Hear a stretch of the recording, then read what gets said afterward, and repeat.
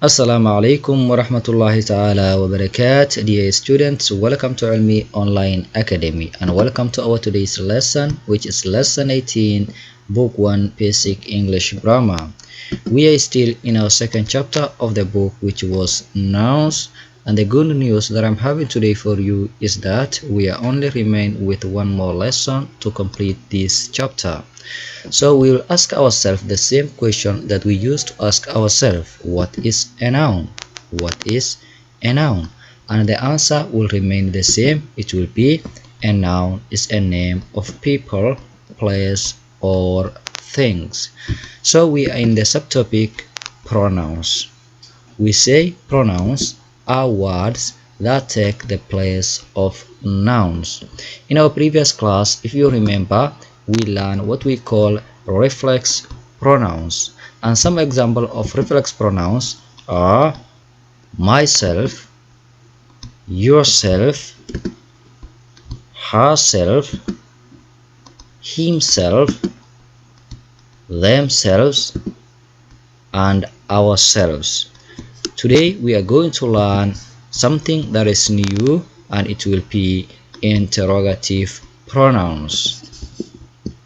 ardayda qaaliga kusoo dhawaada Cilmi Online Academy, kuna soo dhawaada casharkeena maanta oo ah casharka 18aad ee buga koowaad basic English grammar. Weli waxaan ku guda jirnaa chapterkii ahaa nouns. Waxaan idin ogeysinayaa in kaliya hal cashar inooga harsan yahay inaan dhameyno chapterkan. Marka waxaan isweydiinaynaa su'aashii aan isweydiin jirnay oo ahayd what is a noun? Waa maxay noun?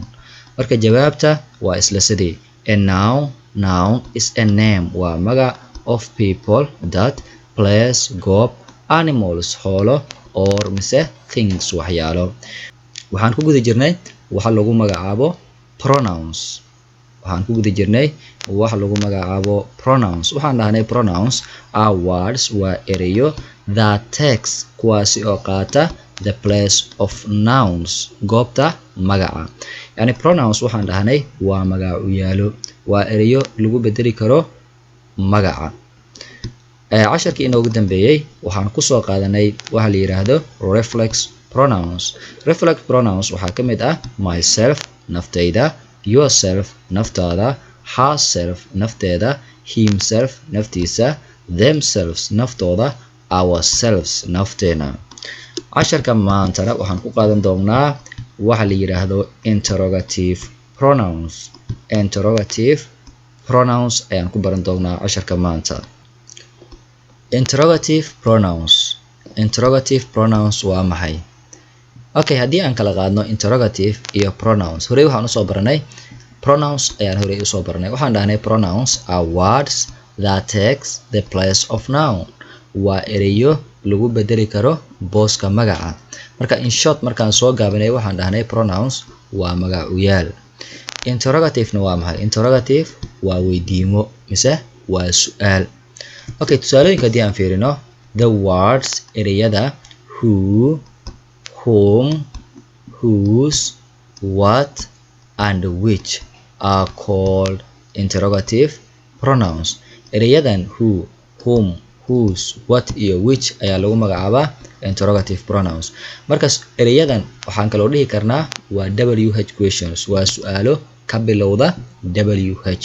Who markaan fiirino waa WH, whom markaan fiirino waa WH, whose markaan fiirino waa WH, what markaan fiirino waa WH, which markaan fiirinin waxay ka bilaabanaysaa WH. Marka waa su'aalahan waa su'aalo ka bilowda WH. Marka waxaan dhahaynaa waa WH questions. These pronouns magacuyaaladan away magacyaalada who, whom, whose, what, and which. These pronouns magacyaaladaas aan horey usoo sheegnay are used, waxaa loo adeegsadaa mise waxaa loo isticmaalaa to ask, in la weydiiyo questions, su'aalo. Yani waxaa loo adeegsadaa in su'aal la weydiiyo. Mar walba aad isticmaashid waa inaad isticmaashaa question mark mise calaamad su'aal, waa inaad isticmaashaa waayo waxay muujinayaan su'aal ayay muujinayaan. Okay, hal uma fasiri karno, balse waxaan bixinaynaa tusaalooyinka ayaad ku fahmi doontaa mid walba micnaheeda. Okay, who haddii aan ka bilowno. Who Who is he talking to? Who is he talking to? Who is he talking to? Yuu la hadlayaa. Who is he talking to? Yuu la hadlayaa. Who is he talking to? Yuu la hadlayaa. Who are those people? Who are those people? Who are those people? Waa kuwee dadkaas. Who are those people? Waa kuwee dadkaas. Who are those people? Waa kuwee dadkaas. Yani waxaad imaaday xaafadda ayaad imaaday, yani dad aadan garanayn ayaad meesha ku aragtay. Waxaad dudinaysaa qof meesha jooga ayaad dudinaysaa. Waxaad leedahay who are those people? Waa kuwee dadkaas. Who are those people? Waa kuwee dadkaas. Marka who is he talking to?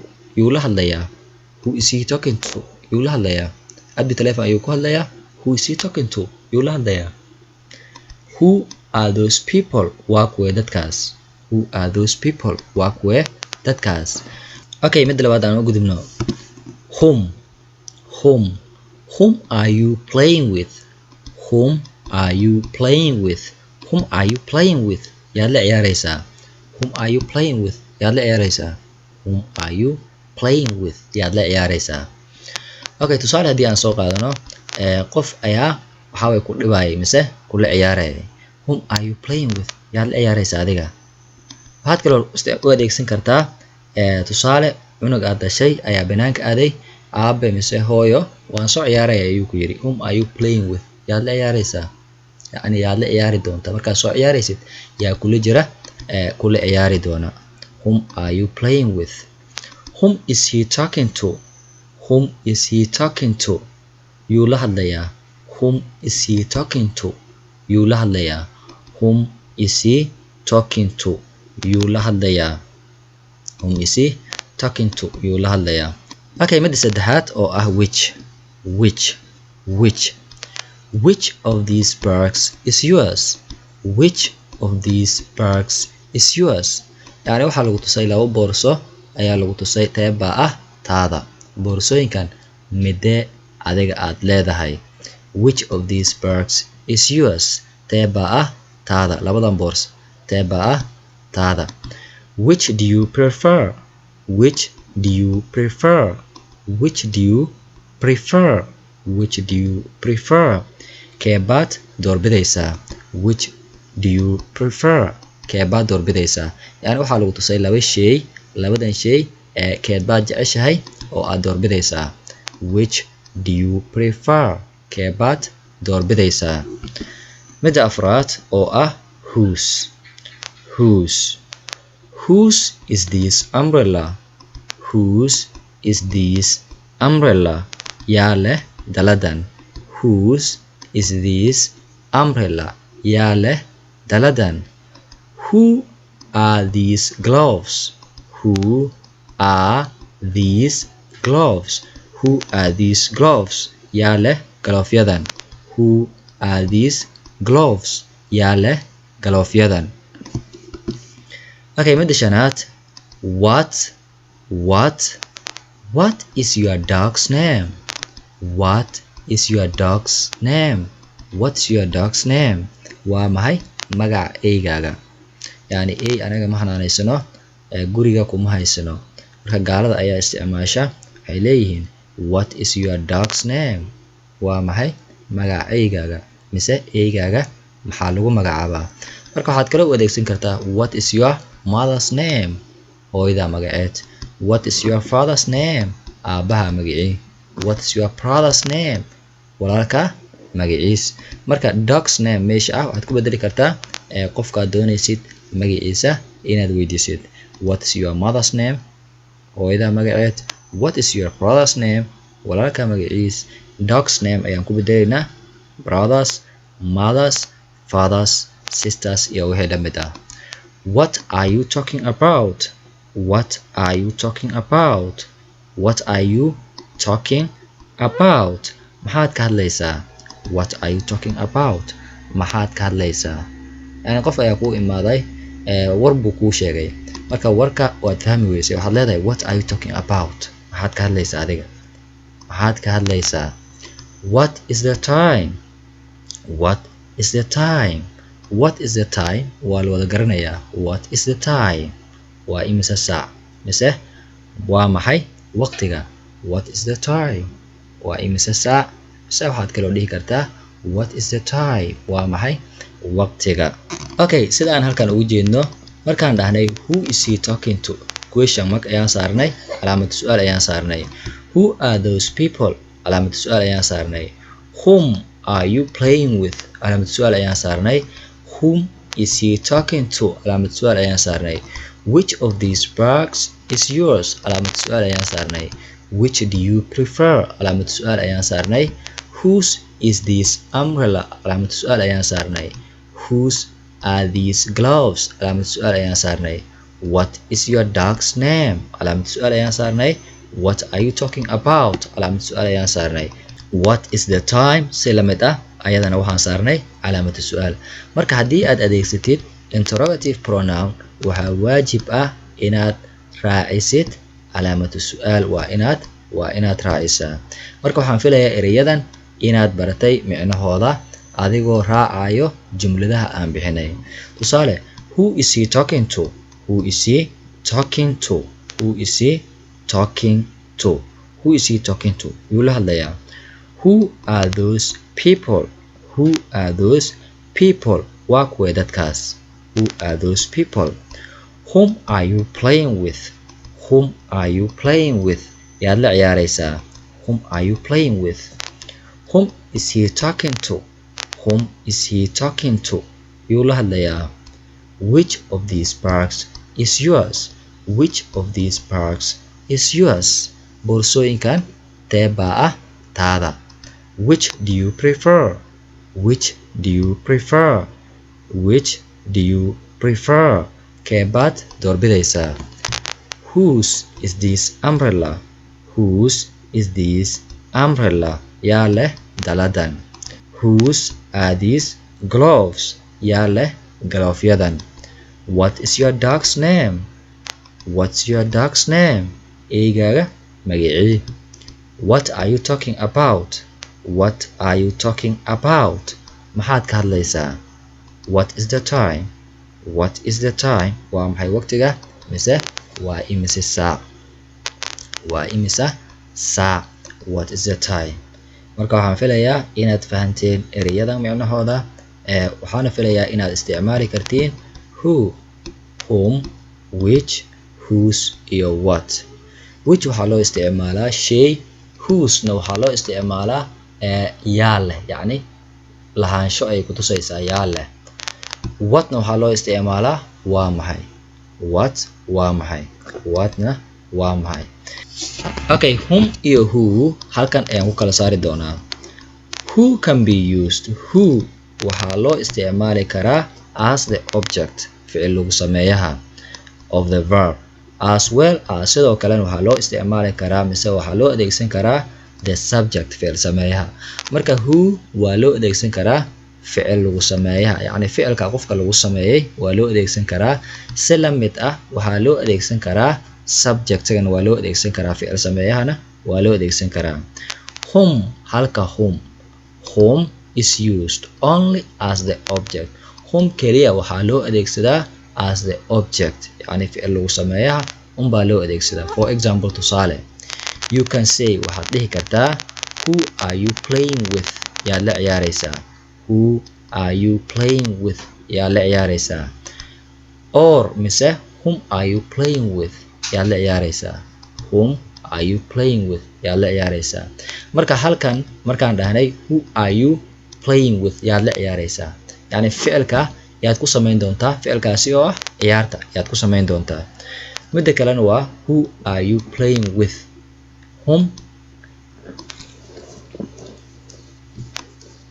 okay haddii aan fiirino who are you playing with who are you playing with yaad la ciyaaraysaa who are you playing with who are you who markaan isticmaalnay waa subject ahaan ayaan u adeegsanay yacni adiga ayaa ciyaari doona yaad la ciyaari doontaa mise yaad la ciyaaraysaa midda labaad haddii aan fiirin waa whom ayaa la adeegsaday whom are you playing with waad ciyaaraysaa laakiin ciyaarta yaad la ciyaari doontaa whom are you playing with ciyaarta yaad la ciyaari doontaa yacni ficilkii ciyaarta ahaa yaad ku samayn doontaa marka tan waa object tan waa subject. Who can be used. Who waxaa loo adeegsan karaa as the object ficil lagu sameeyaha waa loo adeegsan karaa as well as si lamid ah waxaa loo adeegsan karaa the subject ficil sameeyahan waa loo adeegsan karaa. Whom is used. Whomna waxaa loo adeegsadaa only keliya as the object ficil lagu sameeyaha unbaa loo adeegsan karaa whom. For example, tusaale, you can say waxaad dhihi kartaa who are you playing with yaad la ciyaaraysaa. Who are you playing with yaad la ciyaaraysaa.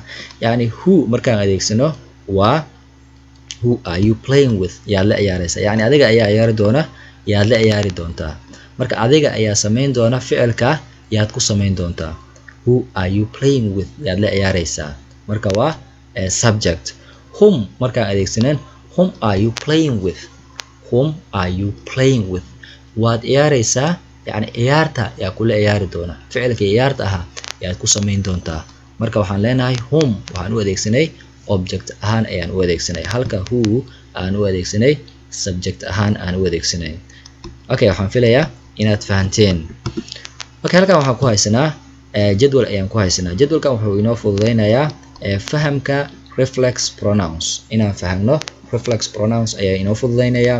Waxaana noo fududeynayaa inaan soo xasuusano reflex pronouns inaan soo xasuusano. Okay, hore waxaan usoo barnay waxa la yiraahdo first person, second person iyo third person. First person singular waan soo barnay, plural waan soo barnay. Second person singular waan soo barnay, plural waan soo barnay. Third person singular waan soo barnay, plural waan soo barnay. Marka horta first person waa maxay, second person waa maxay, third person waa maxay. Marka halkaan joogno su'aalahaas aan ka jawaabno yani waxyaalaha inta ku qoran kulligood waa inoo fududaan doonaa insha Allah. Marka hore waxaan usoo sheegay first person waa the speaker, waa qofka hadlaaya ayaa ah first person. Hadda aniga ayaa ah first person. Marka aniga waxaan noqonayaa I markaan ahay subject. I ayaan adeegsanayaa. Mise me object ahaan. Me iyo I aniga, me aniga. First person waa qofka koowaad. Qofka koowaadna waa qofka hadlaaya mar walba. Haddii aad adiga hadlaysid adiga ayaa ah first person. Haddii aan aniga hadlayn aniga ayaa ah first person. Marka first person singular waa I mise me. I iyo me hore ayaan usoo sheegay. I waxaan dhahay waa subject halka me ay tahay object. I waa aniga, me waa aniga. Marka ay tahay singular waa myself. I aniga, myself naftayda. I aniga, myself naftayda. Marka plural markii ay tahay I aniga. Yani haddii aan keligay hadlayo waa I mise waa me. Ka waran haddii macallimiin badan ay joogaan halkan casharkan ay isa soo duubayaan waxaan leenahay we anaga. We anaga. We ayaan leenahay waa anaga or mise us waa isla meeshii anaga. Marka we anaga ourselves nafteena. Ourselves nafteena. We anaga ourselves nafteena. Marka if the person speaking is one person, qofka hadlaya haddii uu yahay hal qof wuxuu noqonayaa qofkaas I mise me. Reflex pronoun-kan waa myself. Plural jamca haddii ay yihiin dadka hadlayaan haddii ay yihiin dad badan mise wixii ka badan hal waxaan leenahay waa we anaga. We are saying. We are saying. We ayaan leenahay marka mise us. Halka reflex pronoun-ka uu noqonayaa ourself. Ourself nafteena. Okay, second person aan u gudubno. Second person waa qofka la hadlaayo. Qofka la hadlaayo waa adiga. Qofka la hadlaayo waa adiga. In English singular markii ay tahay waa you. Adiga, you. Yani I aniga ayaa hadlaaya, ayaan la hadlaaya you adiga. I waa first person, you waa second person waa qofka labaad. You adiga, yourself naftaada. Marka plural markaan u bedelayno isma bedelayso. You waa un you. Hal qof haddii aad la hadlaysid waxaa leedahay you. Laba qof haddii aad la hadlaysid waxaa leedahay isla you. Okay, waxaa isbedelaya reflex pronouns ayaa isbedelaya. Halkan waa yourself naftaada laakiin yourself ma ahaan meeshan waa yourselves naftiina. You adiga, yourself naftaada. You idinka, yourselves naftiina. Okay, third person. Third person waa waxyaalaha laga hadlay. ani adiga haddii aan hadalno keliya waxaan ka hadli karnaa asaga ayaan ka hadli karnaa mise she ayada ayaan ka hadli karnaa mise it xayawaan mise waxyaalo aan nooleen ayaan ka hadli karnaa. Okay, marka first person waa aniga, second person waa you adiga. waxyaalaha aan ka hadlayno waa English. It ayay soo galaysaa. haddii aan ka hadli lahayn qof dhadi ah wuxuu noqon lahaa she, waxay noqon lahayd she. haddii lab uu ahaan lahaana wuxuu noqon lahaa he. Okay, third person wuxuu noqonayaa either he asaga, she ayada, it waxaa loo adeegsadaa xayawaanka iyo waxyaalaha aan nooleyn ayaa loo adeegsadaa it. marka he waa subject, himna waa object, himselfna waa naftiisa. he asaga, himself naftiisa. marka plural markaan u bedelayno kulligood waxay isku bedelayaan markii ay yihiin subject they ay isku bedelayaan. he, she, it pluralkooda waa they. They ay isku bedelayaan subject ahaan markii ay yihiin. Okay, marka object aan u bedelan waa them. marka he asaga, himself naftiisa, they ayaga, themselves naftooda, she ayada mise her ayada, herself nafteeda, they ayaga, themselves naftooda, it waxaan u adeegsanaynaa xoolaha iyo waxyaalaha aan nooleyn ayaan u adeegsanaynaa it. they ayaga, themselves naftooda. marka dhammaantooda reflex pronounkooda waa themselves, halka they ay isku bedelayaan marka loo bedelayo plural loo bedelayo they isku bedelayaan. This is the end of our today's lesson. I hope you enjoy watching the videos and I hope you are happy to hear my voice again. With this we can call it a day. Bye bye. See you in the next lesson. Nabad Galio.